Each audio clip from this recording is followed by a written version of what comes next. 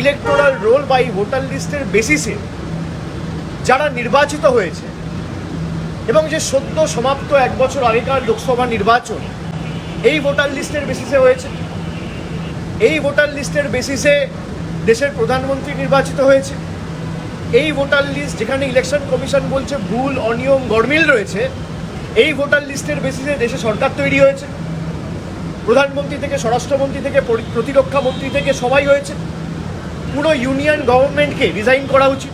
আমাদের 20 লাখ, 22 লাখ, 25 লাখ মানুষ ভোট দিয়ে তাদের ভোটাধিকার প্রয়োগ করে আমাদের নির্বাচিত করেছে।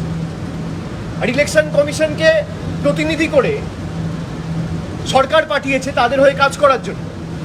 যে কটা প্রতিষ্ঠান আছে সব কটা প্রতিষ্ঠানকে তাদের কৃতদাস এবং তল্পিবাহকে পরিণত করেছে এই বিজেপির সরকার। বাংলা হান্টের আরও খবর দেখতে নজর রাখুন।